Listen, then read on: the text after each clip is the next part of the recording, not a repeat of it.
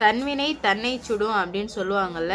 இப்போ கதிர் பண்ண போற காரியத்தினால கதிர் மிகப்பெரிய ஒரு அவமானத்தை வந்து சந்திக்க நேரிடுதுங்க. என்ன அப்படின்னு பார்த்தீங்கன்னா, கதிருக்கு வந்து நல்லா மண்டைய கழுவிட்டாங்க இந்த அறிவுக்கரசியும் கரிகாலனும். அப்படி இருக்கும்போது தான் என்ன நடக்குது அப்படின்னு பார்த்தீங்கன்னா, நல்லாவே யோசிச்சு யோசிச்சு பார்க்குறாரு கதிரு.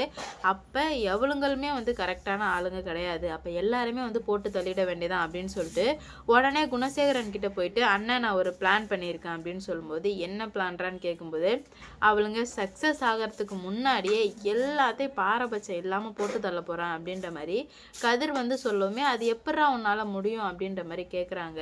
"முடியும்ண்ணே, ஆளுங்கள வச்சா தானே ஏதாவது சொதப்புது. நானே போயிட்டு எல்லாரையும் போட்டு தள்ளிட்டு வர்றேண்ணே" அப்படின்ற மாரி கதிர் சொல்ல, "எப்புட்றா சாத்தியமாகும்? தெளிவா சொல்லுடா" அப்படின்ற மாரி சொல்றாரு குணசேகரன். அப்பதான் கதிர் சொல்றாரு, "நான் வீட்டுக்கு போயிட்டு நல்லவ மாரி நடிச்சு ஏமாத்தி, நான் எப்படி வந்து வர்றேன்னு மட்டும் பாருங்க. நான் வந்துட்டு நீங்க என்ன ஏமாத்திட்டதாவும், அதனால நான் அவங்க கூட போய் சேர்ந்துக்கிட்டு, அவங்களுக்குள்ளேயே இருந்து அவங்க எல்லாரையுமே நான் போட்டு தள்ள போறேன்னு" அப்படின்ற மாரி சொல்ல, "சூப்பர் பிளான்ரா கதிரு. கண்டிப்பா இது ஒர்க் அவுட் ஆகும். அவளுங்களும் நம்புவாளுங்க.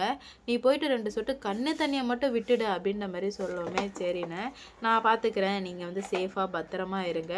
நான் போயிட்டு வெற்றியோட திரும்பி வரேன்" அப்படின்ற மாரி சொல்றாங்க. "சரி கதிரு" அப்படின்ற மாரி சொல்லி முடிச்சதுமே, இப்ப என்ன நடக்குது அப்படின்னு பார்த்தீங்கன்னா, உடனே குணசேகரன் வந்து போறாரு. ரொம்பவே வந்து ஃபீலிங்கோட கதிர வந்து வழி அனுப்பி வைக்கிறாரு. எனக்குன்னு உள்ள ஒரே தம்பி, இவன் மட்டும் தான் அப்படின்ற மாரி நெனச்சுக்கிறாரு. இப்ப கதிர் வந்து வீட்டுக்கு போறாரு. அங்க எல்லா பெண்களுமே வந்து ரொம்பவே வந்து சந்தோஷமா இருந்துட்டு இருக்கும்போது, இந்த கதிர பார்த்ததுமே எல்லாருக்கும் ரொம்ப வந்து கோவம் வருது. கதிர் வந்து மூஞ்சி ரொம்ப தொங்க போட்டுக்கிட்டு அழுதுகிட்டே வீட்டுக்குள்ள வரவும், ஜனனிக்கு தெரிஞ்சிடுது. ஆகா! இவன் ஏதோ ட்ராமா போட தான் வந்திருக்கான். இது ஏதோ ட்ராமா தான் அப்படின்ற மாரி ஜனனிக்கு திட்டவட்டமா தெரிஞ்சிடுதுங்க. ஆனா பார்த்தீங்கன்னா, மத்த எல்லாருமே வந்து லைட்டா வந்து ஃபீலிங் ஆயிடுறாங்க. அவன் எப்படி அழுவான்? அழுவுறதுக்கு வாய்ப்பே இல்ல. ஏதோ நடந்திருக்கு அப்படின்ற மாரி சொல்ல, உடனே வந்து நம்ப ஜனனி சொல்றாங்க, "கதிர யாரும் நம்பாதீங்க. கதிர் சரியான கேவலமானவன். அவன நம்புனோம்னா நம்ப தான் வந்துட்டு முட்டாளாக்கிருவான் அவன்" அப்படின்ற மாரி சொல்றாங்க. ஆனா யாருமே கேட்கவே இல்ல. அப்பதான் வந்துட்டு கதிர் வந்து உடனே விசாலாட்சி கதிர பார்த்ததுமே, "ஏன் அழுதுகிட்டே வர்ற? என்னாச்சு?" அப்படின்ற மாரி, என்னதான் இருந்தாலும் தாய் பாசம்னு ஒண்ணு இருக்குல்ல. "என்னாச்சு?" அப்படின்ற மாரி கேட்க, "அம்மா நான் தெரியாம தப்பு பண்ணிட்டேம்மா. அண்ணன பத்தி தெரியாம நான் வந்து போயிட்டு அவரு கூட சேர்ந்துட்டேன். ஆனா கடைசியில என்னையே வந்து அவரு கழட்டி விட்டாரு" அப்படின்ற மாரி சொல்லிக்கிட்டே இருக்கும்போது ஜனனி வந்து, "இதெல்லாமே நம்புற மாரி இல்லையே. இது எல்லாமே வந்து பொய் மாரில தெரியுது" அப்படின்ற மாரி சொல்லவுமே, சொல்றாங்க, "நீங்க சும்மா இருங்க அத்த. உங்களுக்கு தெரியாது" அப்படின்னு சொல்லவும், விசாலாட்சி சொல்றாங்க, "நீ சும்மா இருடி. எனக்கு என் புள்ளைய பத்தி நல்லா தெரியும். அவன் இந்த மாரி அழுதுட்டு வர ஆள் இல்லையே" அப்படின்ற மாரி சொல்லவுமே, குணசேகரனை கூட நம்பிடலாம். ஆனா கதிர நம்பவே முடியாது. ஏன்னா கதிர் எப்படியாப்பட்டவன்னு எனக்கு நல்லாவே தெரியுன்ற மாரி சொல்றாங்க. உடனே வந்துட்டு நந்தினியும் சொல்றாங்க, "ஆமா ஜனனி, எனக்கு என்னமோ இவன் நடிக்கிற மாரி தான் இருக்கு. எனக்கு இவன் மேல நம்பிக்கையே இல்ல ஜனனின்னு" சொல்லும்போது, "ஆமாக்கா, இதுல ஏதோ தில்லாலங்கடி வேலை இருக்குன்னு" சொல்லிட்டு நந்தினியும் சொல்றாங்க. "இது இப்ப நம்ம என்ன பண்றதுன்னு" கேட்கும்போது, "எனக்குமே தெரியல என்ன பண்றதுன்னு. ஆனா ஏதாவது ஒண்ணு பண்ணணும்" அப்படின்ற மாரி அவங்களுக்குள்ள பேசிக்கிறாங்க. ஆனா அவங்களுக்கு சுத்தமா புரியல. இத எப்படி நம்ம கையாள போறோம்? என்ன பண்ண போறோம்? அப்படின்ற மாரி அவங்களுக்கு சுத்தமா தெரியாம வந்து முழிச்சிட்டு இருக்காங்க. அப்பதான் வந்து என்ன நடந்தாலும் சரி, போனாலும் சரி, இதுக்கு மேல வந்து விட்டு வைக்கக்கூடாது அப்படின்ற மாரி நெனச்சு தான் எல்லாமே வந்து பண்றாங்க. இதனால அடுத்தடுத்து என்ன நடக்க போகுதுன்னு சொல்லிட்டு பார்க்கலாம். கூடிய சீக்கிரம் நம்ப ஜனனி எல்லாருக்குமே வந்து ஒரு முற்றுப்புள்ளி வைக்க போறாங்கன்னு நான் நினைக்கிறேங்க. நீங்க என்ன நினைக்கிறீங்க அப்படின்னு சொல்லிட்டு கமெண்ட்ல சொல்லிட்டு போங்க. பார்ப்போம் என்ன நடக்க போகுது. எப்படி கதையை கொண்டு போறாங்கன்னு தெரியல. ஆனா கூடிய சீக்கிரம் கண்டிப்பா வந்து எல்லாருக்கான தண்டனையுமே கிடைக்க போகுது. அப்படி இருந்த சமயத்துல தான் இப்ப நம்ம ஜனனி சொல்லிடுறாங்க, "இவனை நம்பாதீங்க. ஏதோ ஒண்ணு பண்ணிட்டு தான் இவன் வந்து இங்க உட்கார்ந்துருக்கான்" அப்படின்ற மாரி நல்லாவே தெரியுது. இருந்தாலுமே வந்து யாருமே வந்து நம்புற மாரி தெரியல. அப்பதான் ஜனனி சொல்றாங்க, "அத்தை, இப்பயாச்சும் நான் சொல்றது கேளுங்க. இவன் ஏதோ ஒரு காரியத்துக்காக தான் இங்க வந்திருக்கான். எனக்கு நல்லாவே வந்துட்டு தெரியுது அத்தை" அப்படின்ற மாரி சொல்லவுமே, "இல்லடி, அப்படிலாம் இருக்காதுடி. என் புள்ள அந்த மாதிரிலாம் பண்ண மாட்டான்டி" அப்படின்ற மாரி சொல்றாங்க. "உன் புள்ளன்னு தான் நீ இந்த இடத்துக்கு வந்துட்டு கொண்டு வந்து வச்சிருக்க" அப்படின்ற மாரி சொன்னதுமே, "அதுவும் கரெக்டு தான். ஆனா இவன் எதுக்கு வந்திருக்கான்னு தெரியலையே" அப்படின்ற மாரி ரொம்பவே வந்து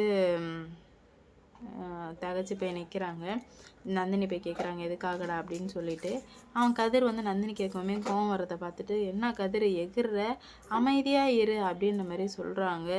நான் அவங்க எல்லாரையும் கொல்ல தாண்டி வந்திருக்கேன், இப்போ என்னடி அப்படின்ற மாதிரி கேட்குமே, நான் தான் சொல்லலத்த, இவன் ஏதோ ஒரு திட்டத்தோடு தான் வந்திருக்கான்னு எனக்கு நல்லாவே தெரியுமே, ஏன்னா இவன் அப்படிப்பட்ட கேடுகட்ட வந்தானே இவன், அதனால் எனக்கு இவனை பற்றி நல்லா தெரியும்.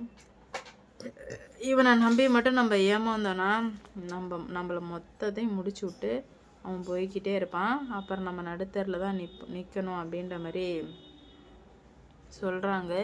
என்ன இப்படிலாம் சொல்லிகிட்ருக்க அப்படின்னு சொல்லிட்டு ரொம்ப வந்து கோவத்தில் டென்ஷனில் கத்திகிட்ருக்காங்க. ஆனால் அவங்களுக்கு ஒரு விஷயம் புரிய தெரியல. ஏன்னா வந்து நம்ம இதுக்கு மேலே அவங்க போடுற ட்ராமா வந்து செல்லுபடாது. ஏன்னா இதுக்கு முன்னாடி ஒரு வாட்டி இந்த மாதிரி இதேமாரி தான் ட்ராமா போட்டிருக்காங்க. ஆனால் அது எதுவுமே வந்து சுத்தமாக வந்து செல்லுபடலை. இதுக்கு மேலேயாச்சும் எப்படி இது எல்லாத்தையும் வந்து கொண்டு போகிறாங்கன்னு சொல்லிட்டு வெயிட் பண்ணி பார்க்கலாம்.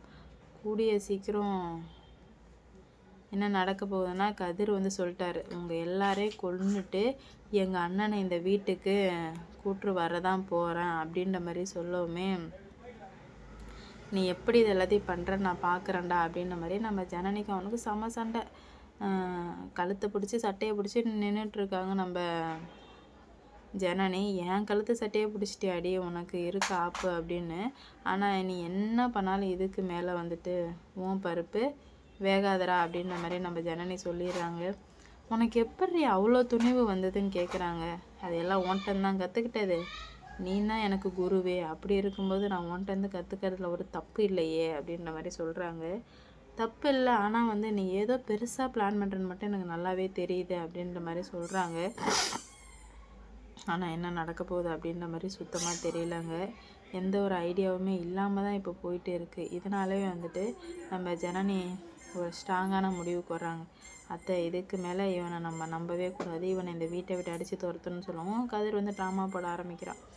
அம்மா என்னையே நீ வீட்டை விட்டு துரத்துவியாம்மா, அப்படியம்மா இப்படியம்மான்னு சொல்லிட்டு பயங்கரமாக வந்து ட்ராமா போட்டுட்ருக்கான். இது எதுவுமே வந்துட்டு செல்லுபடுமா அப்படின்னு கேட்டிங்கன்னா கண்டிப்பாக வந்து செல்லுபட போகிறது கிடையாது. ஏன்னா அவங்களும் உஷாராயிட்டாங்க, யாரை நம்பணும் யாரை நம்பக்கூடாது அப்படின்ற மாதிரி ஒரு ஸ்ட்ராங்கான முடிவில் தான் இருந்துகிட்ருக்காங்க. பார்ப்போம் என்ன நடக்க போகுது, எப்படிலாம் நடக்க போகுது அப்படின்னு சொல்லிட்டு வெயிட் பண்ணி பார்க்கலாம். குணசேகரன் வந்து அங்கே என் தம்பி வேற போனானே, என்னாச்சுன்னு தெரியலையே அப்படின்ற மாதிரி ஒரே சோகத்தில் இருந்துகிட்ருக்காரு. எந்த மாதிரி கொண்டு போகிறாங்க அப்படின்னு சொல்லிட்டு வெயிட் பண்ணி பார்ப்போங்க. இந்த வீடியோ பிடிச்சிருந்தா லைக் பண்ணுங்கள், ஷேர் பண்ணுங்கள், மறக்காமல் சப்ஸ்கிரைப் பண்ணிக்கோங்க. அப்போ தான் நான் போகிற வீடியோ நோட்டிஃபிகேஷனாக வரும்.